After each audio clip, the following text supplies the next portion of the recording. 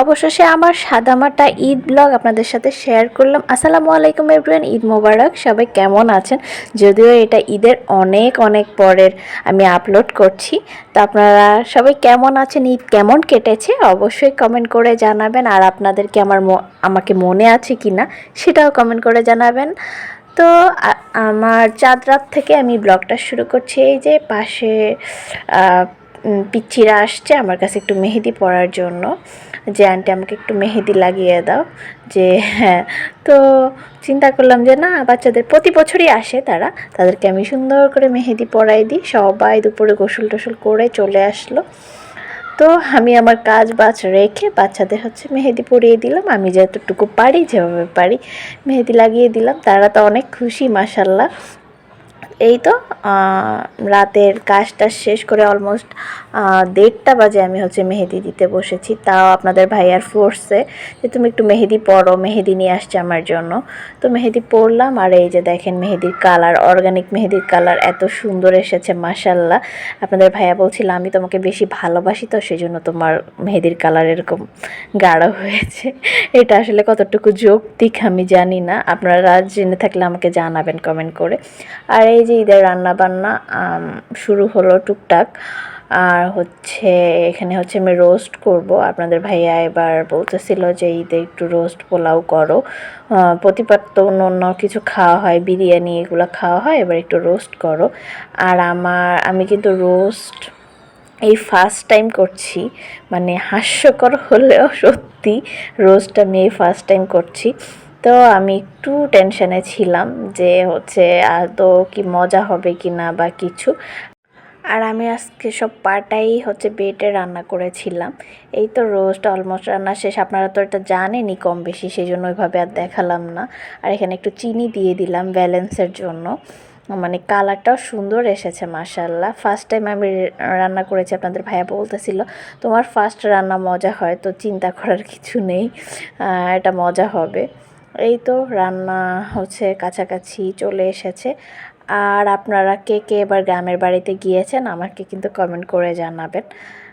এই তো, আর সবার ঈদ কেমন কেটেছে তাও জানাবেন। এই যে আমার রোস্ট একদম রান্না শেষ, মাশাল্লাহ অনেক সুন্দর হয়েছে কালারটা।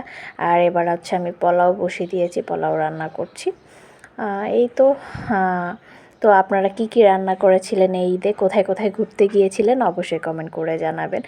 এই যে আমার কিন্তু সাদামাটা, সেই জন্য ফার্স্টেই বললাম যে আমার ঈদ কিন্তু সাদামাটা কেটেছে। সাদামাটা বলতে বড় হলে ঈদ কেমন জানি ফ্যাকাশে হয়ে যায়, তাই না? মানে কিছু ভালো লাগে না, মেহেদি দিতে ভালো লাগে না, কেন জানি আনন্দ লাগে না। তারপরও জোর করে নিজেকে খুশি করানোর চেষ্টা করি। এই যে আর সালাদ আপনাদের ভাইয়াই সব রেডি করেছে, যে সালাদ খেতে খুবই বেশি পছন্দ করে। আর এই যে আমার পোলাওটা হয়ে গিয়েছে, আর পেঁয়াজ বেরেস্তা দিয়ে দিয়েছি। পোলাওটা এখন পারফেক্ট হয়, রাঁধতে রাঁধতে এখন একটু একটু পারফেক্ট হয়। আর এই যে রোস্টটা, এই রোস্টটা আমি একটু টেনশানে ছিলাম খেতে কেমন না কেমন হয়, ফার্স্ট টাইম রান্না করেছি, জানি না। যাই হোক, আপনাদের ভাইয়া কিন্তু খেতে খুব বেশি ভালোবাসে। তারপর রান্নাবান্না শেষ করে প্রায় আমি বিকাল টাইমের দিকে একটু রেডি হয়েছি। তাও রেডি হতাম না, ভালো লাগছে না। বিয়ের পরে ফ্যামিলির কথা মনে পড়ে, বাবা মার কথা মনে পড়ে, সেই জন্য আসলে ভালো লাগে না। তারপরও তাকে খুশি করানোর জন্য একটু রেডি হলাম, আর একটু রেডি টেডি হয়ে এই যে ঢং টং করতেছি। আর আপনাদের ভাইয়া একটু সেজেগুজো থাকলে খুব পছন্দ করে। আর ঈদের দিন যদি আমি সাদামাটা থাকি তার একদমই পছন্দ না। তো এই যে আমরা ঈদের দিন দুপুরে যে খাওয়া দাওয়া, যেহেতু আমরা নিজেরাই, সেই জন্য আমি আর আলাদা করে প্লেট বাটি কাচের কোনো জিনিসই নামাইনি। আমি অলস বলতে পারেন, আমি হাঁড়ি পাতিল সব টেবিলের উপর নিয়ে আসি। এই তো, আর গেস্টরা আসবে আমার সন্ধ্যায়, তো গেস্টরা আসার আগে দিয়ে নামাবো, সেই জন্য। আর মাশাল্লাহ আমার রোস্টটা অনেক বেশি মজা হয়েছে, নিজে রান্না করেছি দেখে বলছি না, আসলেই মজা হয়েছে। আমি ভয়ে ছিলাম কেমন না কেমন হয়, যাই হোক। তো আপনারা যদি চান নেক্সট টাইম শেয়ার করব, কমেন্ট করে জানাবেন। তো বিকালে মেহমান আসার পরে তাদেরকে নিয়ে একটু বের হয়েছিলাম। আর এই যে এখানে হচ্ছে এটাকে কি বলে আমি জানি না, এখানে বাচ্চারা একটু উঠেছিল, মজা করছিল অনেক। বিকেল টাইমটা আমার খুব বেশি ভালো কেটেছে। বাইরে গিয়েছি, একটু মজা করেছি।